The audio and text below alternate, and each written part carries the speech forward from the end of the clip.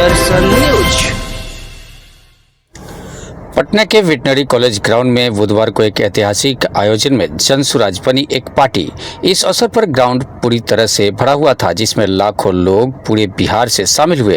प्रशांत किशोर ने इस कार्यक्रम में पार्टी के कार्यवाहक अध्यक्ष की घोषणा की, जिसमें पूर्व प्रशासनिक अधिकारी और राजदूत मनोज भारती को पार्टी का कार्यकारी राष्ट्रीय अध्यक्ष नियुक्त किया गया। मनोज भारती, जो अनुसूचित जाति से आते हैं, बिहार के निवासी हैं। उन्होंने नेतरहाट स्कूल से अपनी पढ़ाई पूरी करने के बाद IIT से उच्च शिक्षा प्राप्त की है और IFS अधिकारी के रूप में 4 देशों में भारत का प्रतिनिधित्व किया है। प्रशांत किशोर अपने इस वादे पर खरे उतरे कि वे पार्टी में कोई पद नहीं लेंगे और पहला अध्यक्ष दलित वर्ग से आने वाला कोई व्यक्ति काबिल इंसान ही बनेगा। कार्यक्रम की शुरुआत में ही जन स्वराज के सूत्रधार प्रशांत किशोर ने उपस्थित जन समूह को बताया कि चुनाव आयोग ने जन स्वराज को एक राजनीतिक दल के रूप में मान्यता दे दी है। इसके साथ ही जन स्वराज एक अभियान से अब पार्टी बन गया है। कार्यक्रम में प्रशांत किशोर ने जन स्वराज पार्टी की 5 प्रमुख घोषणाएं की। उन्होंने कहा कि शराबबंदी कानून को खत्म किया जाएगा और उससे प्राप्त टैक्स का उपयोग शिक्षा व्यवस्था को सुधारने में किया जाएगा। बुजुर्गों को प्रति माह 2000 रुपये पेंशन दिए जाएंगे। युवाओं के लिए व्यवसाय के लिए पूंजी भी उपलब्ध कराई जाएगी। पार्टी बन गई, लेकिन हमने आपसे वादा किया था कि हम इसके नेता नहीं बनेंगे। नेता तो कोई बिहार का लड़का ही बनेगा, कोई बिहार का बच्चा बनेगा। लोगों ने कहा कि आपके जितना तो कोई काबिल आदमी बिहार में मिलेगा नहीं।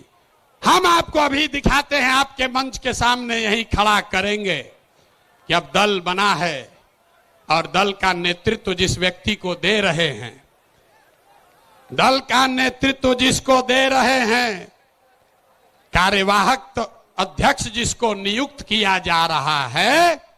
लेकिन 2 अक्टूबर को हमने आपसे वादा किया था कि दलित समाज का, हमने नहीं कहा था, हमारे सारे साथियों ने कहा था कि दलित समाज का कोई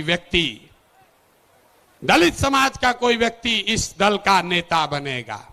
इसलिए नहीं कि वो दलित है, इसलिए नहीं कि कोई अति पिछड़ा है, इसलिए कि वो सबसे काबिल आदमी है जो दलित भी है। सभी से सलाह करने के बाद जिनके नाम पर सबकी सहमति है, वो सज्जन यहां मधुबनी के हैं, मधुबनी के गांव में पैदा हुए, यही सरकारी विद्यालय से पढ़े, जमुई के सरकारी विद्यालय से पढ़ा हुआ ये बच्चा नेतरहाट गया। नेतरहाट से पास होने के बाद IIT कानपुर गए और IIT कानपुर से इलेक्ट्रिकल इंजीनियर बने। फिर वहां से IIT दिल्ली गए, वहां से MTech करना शुरू किया। इसी बीच में इंडियन फॉरेन सर्विस में भी सेलेक्ट हो गए।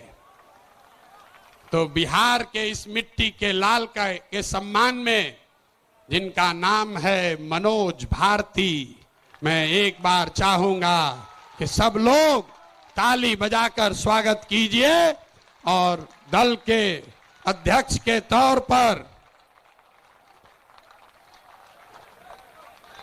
जोरदार ताली बजाइए।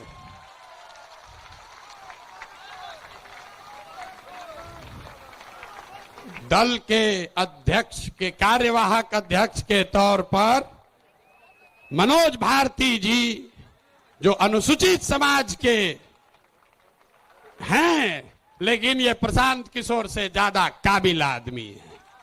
बिहार में आजकल भी आप देख रहे हैं नदियों से हमें कितना नुकसान हो रहा है। पूरा उत्तर बिहार बाढ़ की विभीषिका को बुरी तरह झेल रहा है। जन स्वराज पार्टी भी कुछ ऐसा सोच रही है कि कुछ कदम ऐसे उठाए जाएं जिससे नदियां हमारी मित्र हों, विनाशकारी शत्रु नहीं। मैं नेतरहाट स्कूल से पढ़ चुका हूं। नेतरहाट स्कूल की एक अपनी गरिमा है और वो है कि हम वहाँ सब कुछ खुद अपने आप करते हैं। आप या मुझे लकड़ी का काम दे दें, लोहे का काम दे दें, या चित्रकला हो या म्यूजिक हो, मुझे हर चीज की शिक्षा मिली हुई है और इन सब को मैंने जिंदगी भर विदेशों में भी उपयोग में लाया है। दूसरी बात, आप बिहारी को बिहार से अलग कर सकते हैं, लेकिन बिहार को बिहारी के दिमाग से नहीं अलग कर सकते हैं। तो दुनिया में मैं जहां जहां रहा हूं, बिहार मेरे साथ रहा है। की शिक्षा व्यवस्था बनाएंगे, उसका रास्ता भी आपको बता रहे। 5 लाख करोड़ रुपया जुटाएंगे इसी बिहार से और ऐसी शिक्षा व्यवस्था बनाएंगे कि पूरे देश से लोग जैसे नालंदा विक्रमशिला में पढ़ने आते थे वैसे यहीं पर पढ़ने आएंगे, तभी बिहार ज्ञान का भूमि फिर से बनेगा। ये शिक्षा व्यवस्था से क्या होगा? 0 से 15 साल, 15 साल से कम उम्र के आपके जितने बच्चे हैं वो इतना बढ़िया पढ़ लेगा कि उसको बिहार की व्यवस्था पर वो बोझ नहीं बनेगा। हम लोग सरकारी विद्यालय में पढ़े हैं, लेकिन हमको नाली गली नहीं चाहिए, हमको अनाज सरकार से मुफ्त में नहीं चाहिए, क्योंकि हम अपने पैर पर काबिल हो गए हैं। तो पहला लक्ष्य है कि 15 साल से कम उम्र के बच्चों के लिए इतनी अच्छी शिक्षा व्यवस्था बना दी जाए कि आने वाली पीढ़ी में कोई बच्चा बिहार की व्यवस्था पर बोझ न बने। लेकिन जो 15 साल से ज्यादा हो गया, अब तो कैसे पढ़ेगा? वापस नहीं पढ़ सकता है। तो उसके लिए जन सुराज का दूसरा सूत्र है, 15 साल से 50 साल के उम्र तक के लोगों को जो फिर से वापस जाकर पढ़ाई नहीं कर सकता है, उसके लिए जन सुराज का मंत्र है, हर हाथ में उसको सरकारी नौकरी मिले या न मिले। हम कह रहे हैं कि साल भर में पलायन रोक देंगे, लोग कह रहा है कैसे रोक देगा? अभी इसी सभा में बताते हैं कैसे रोक देंगे। जन सुराज का मंत्र है, सरकारी नौकरी मिले या न मिले, 10 से 12 हजार रुपया का रोजी रोजगार सबको मिलना चाहिए। और ये मिलेगा कैसे? ये मिलेगा पूंजी के ताकत से। ये पूंजी आएगा कहां से? हम मन से कह रहे हैं, हमको विशेष राज्य का दर्जा नहीं चाहिए, हम लोग भिखारी नहीं हैं। हम आपको बताते हैं रास्ता, हमको नहीं चाहिए दिल्ली की मेहरबानी। बिहार के लोगों में, आपके बाजुओं में, हम लोग के दिमाग में सरस्वती की इतनी कृपा है कि हम लोग अपना रास्ता खुद बनाएंगे। वो लोग हमको क्या देगा? बिहार से हम लोग उनकी मदद करेंगे। बिहार में जितना बुजुर्ग आदमी है, अब वो न पढ़ सकता है न रोजी रोजगार कर सकता है। तो जन सुराज का संकल्प है कि 60 वर्ष से ज्यादा उम्र के हर महिला पुरुष को कम से कम 2000 रुपया महीना पेंशन जरूर दिया जाए, ताकि कोई भी हम लोग का माँ बाप, चचा भैया, कोई गरीब आदमी कम से कम इज्जत से जरूर रह सके।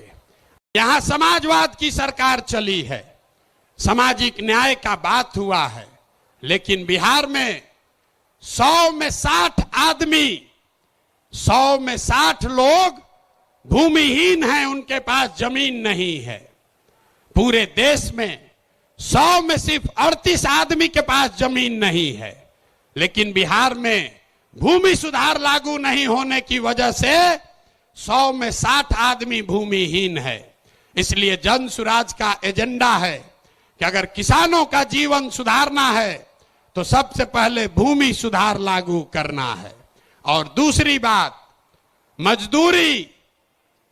खेती को, बिहार का जो खेती है वो खाने वाला खेती है, इसको कमाने वाला खेती अगर बनाना है तो लोगों को मदद देनी पड़ेगी। गांव देहात में हम लोग क्या कहते हैं? लोग कहता है कि भैया कटिया करने आए हैं, कमाने के लिए लुधियाना जाएंगे, रोपनी करने आए हैं, कमाने के लिए गुजरात जाएंगे। आदमी खेती करने आया है, कहता है कि हम खाने के व्यवस्था करने आए हैं, कमाने के लिए बाहर जाएंगे। तो इस व्यवस्था को बदलने के लिए जन सुराज का मंत्र है कि खाने वाली खेती नहीं, कमाने वाला खेती होना चाहिए। और जितने लोग खाने वाला खेती धान गेहूं को छोड़कर बढ़िया सब्जी मसाला का खेती में जाएंगे, उसके लिए मजदूरी मुफ्त कर दिया जाएगा।